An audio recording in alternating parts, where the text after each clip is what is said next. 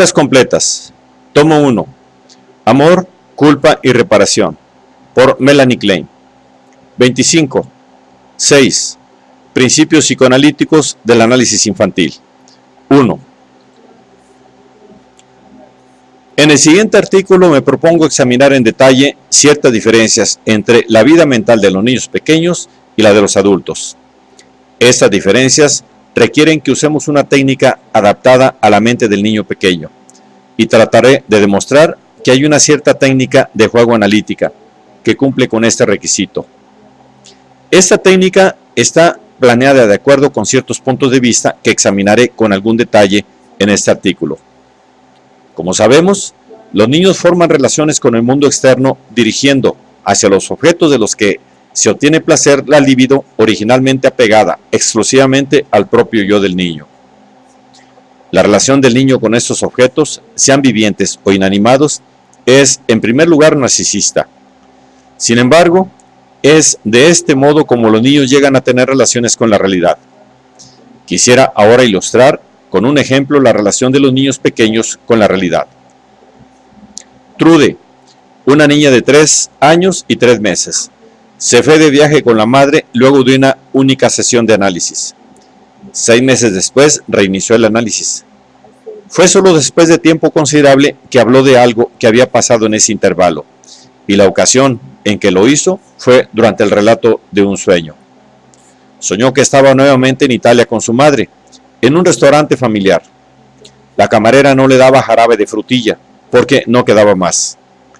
La interpretación de este sueño mostró, entre otras cosas, que la niña sufría aún de la privación del pecho materno impuesta por el destete. Además, reveló su envidia a su hermanita. Por lo general, Trude me contaba toda clase de cosas aparentemente irrelevantes, y también mencionaba repetidamente detalles de su primera sesión analítica, 6 meses atrás, pero era solo la conexión con las frustraciones que había experimentado lo que hacía pensar en sus viajes, que por otra parte no tenían interés para ella. En una edad muy temprana, los niños empiezan a conocer la realidad a través de las privaciones que ésta les impone. Se defienden a sí mismos contra la realidad repudiándola. Sin embargo, lo fundamental y el criterio de toda capacidad ulterior de adaptación a la realidad es el grado en que son capaces de tolerar las privaciones que resultan de las situaciones mismas. De ahí que incluso en niños pequeños, un repudio exagerado de la realidad, a menudo encubierto bajo una aparente adaptabilidad y docilidad, es una indicación de neurosis y difiere de la huida de la realidad del adulto neurótico solo en las formas en que se manifiesta. Por consiguiente, incluso en el análisis de niños pequeños, uno de los resultados finales a obtener es la adaptación exitosa a la realidad. Una forma en que esto se manifiesta en los niños es la modificación de las dificultades que representan en su educación. En otras palabras, los niños se han hecho capaces de tolerar frustraciones reales. Podemos observar que los niños muestran a menudo, ya al principio de su segundo año, una marcada preferencia por el progenitor del sexo opuesto y otros indicios de tendencias edípicas incipientes. Cuando empiezan los conflictos subsiguientes, es decir, en qué punto el niño llega a estar realmente dominado por el complejo de Edipo, es menos claro, ya que deducimos su existencia solo de ciertos cambios que advertimos en el niño. El análisis de un niño de 2 años y 9 meses, otro de 3 años y 3 meses y varios de alrededor de 4 años me ha llevado a la conclusión de que en ellos el complejo de Edipo ejerció una profunda influencia ya en su segundo año de vida. Ilustraré esto con el desarrollo de una pequeña paciente. Esta mostró preferencia por su madre hasta el comienzo de su segundo año. Después mostró una llamativa preferencia por el padre. Por ejemplo, a los 15 meses repetidamente pedía quedarse sola con él en la habitación, sentarse en sus rodillas, mirar libros junto con él. Pero a los 18 meses su actitud cambió nuevamente y prefirió otra vez a la madre. Simultáneamente empezó a sufrir terrores nocturnos y miedo a los animales. Desarrolló una excesiva fijación a la madre, y una muy profunda identificación con el padre. Al comienzo de su tercer año, manifestó creciente ambivalencia, y era tan difícil crearla que cuando tenía 2 años y 9 meses fue traída al tratamiento analítico. En esta época había mostrado por algunos meses una considerable inhibición en el juego, incapacidad para tolerar frustraciones, excesiva sensibilidad al dolor y marcado mal humor. Las siguientes experiencias han contribuido a este desarrollo. Hasta la edad de casi 2 años, Rita durmió en la habitación de sus padres, y los efectos de la escena primaria se mostraron claramente en su análisis. Sin embargo, la ocasión de la erupción de su neurosis fue el nacimiento de su hermanito. Poco después de esto se manifestaron dificultades aún mayores que aumentaron rápidamente. No puede haber dudas de que hay una estrecha conexión entre la neurosis y efectos tan profundos del complejo de Edipo experimentados en edad tan temprana. No puedo determinar si es a niños neuróticos a quienes la actuación temprana del complejo de Edipo afecta tan intensamente, o si los niños se vuelven neuróticos cuando este complejo se instala demasiado pronto. Es, sin embargo, seguro que las experiencias como las que he mencionado aquí hacen el conflicto más grave y que, por consiguiente, o incrementan la neurosis o provocan su irrupción. Seleccionaré ahora, de este caso, los rasgos que los análisis de niños de diferentes edades me han enseñado que son típicos. Se lo ve más directamente en el análisis de niños pequeños. En varios casos en los que analicé ataques de angustia en niños muy pequeños, estos ataques resultaron ser la repetición de un terror nocturno que había ocurrido en la segunda mitad del segundo año y al comienzo de su tercer año. Este temor era a la vez un efecto de una elaboración neurótica del complejo de Edipo. Hay muchas elaboraciones de este tipo que nos llevan a establecer conclusiones firmes sobre los efectos del complejo de Edipo.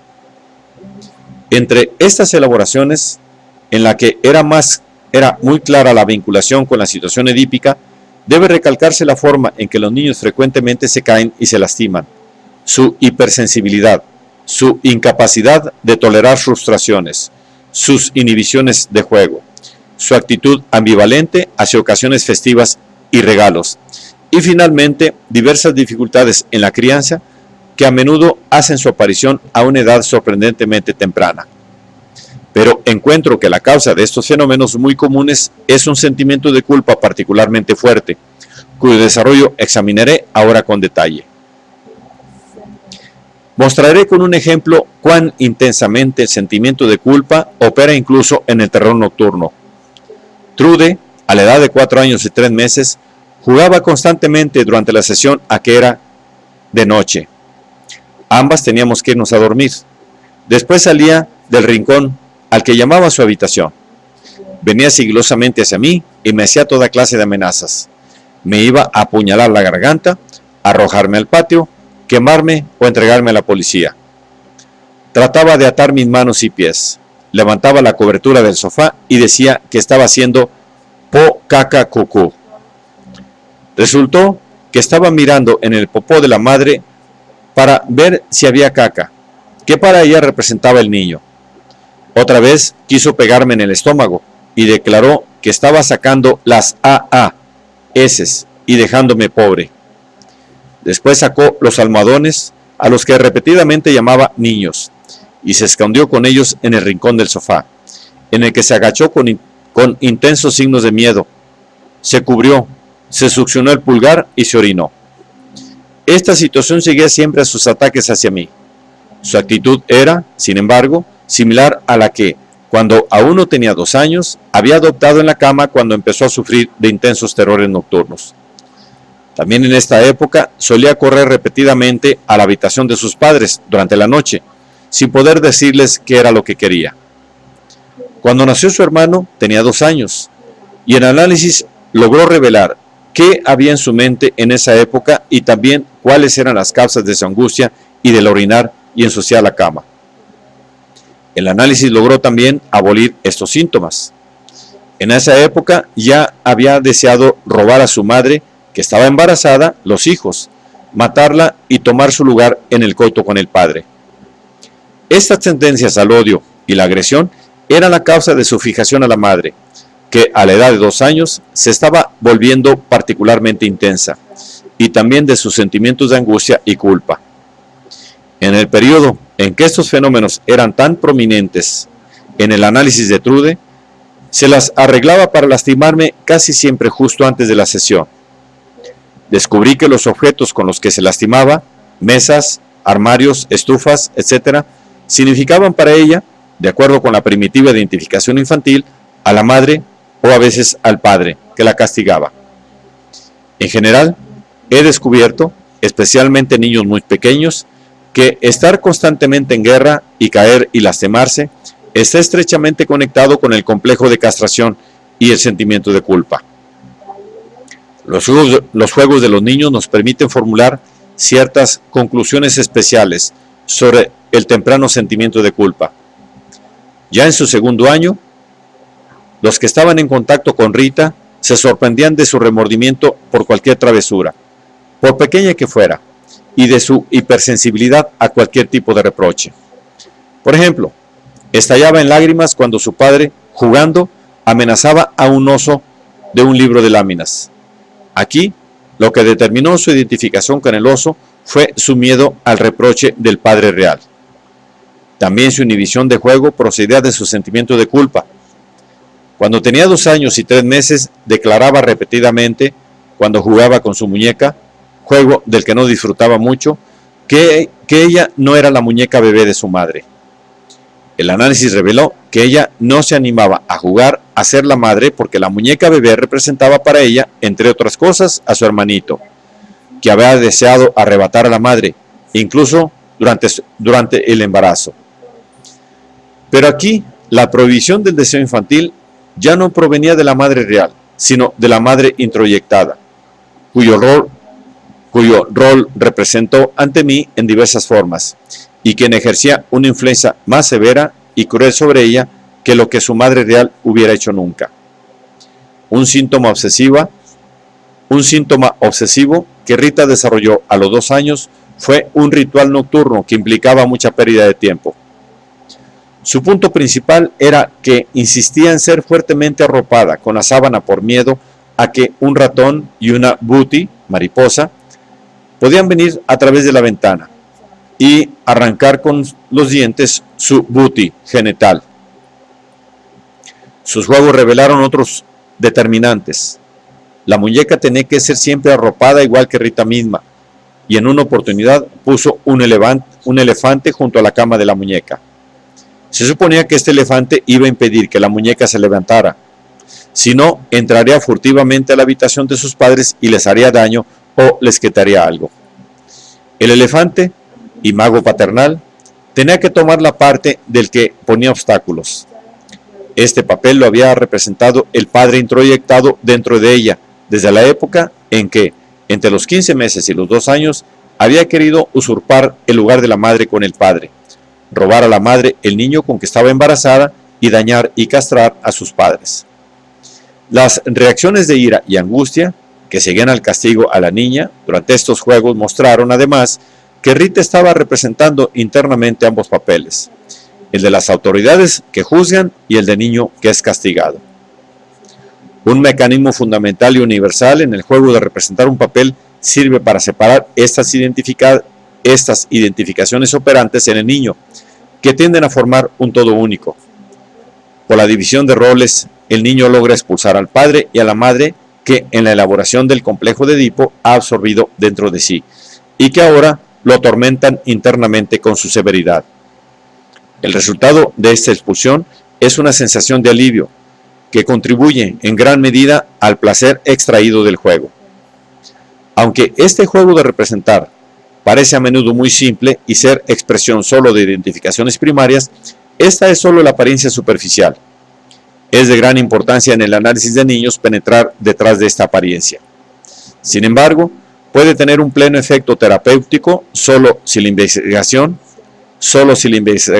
revela todas las Sin embargo, puede tener un pleno efecto terapéutico solo si la investigación revela todas las identificaciones y elementos subyacentes, y ante todo, si hemos encontrado el camino hacia el sentimiento de culpa que está aquí en acción.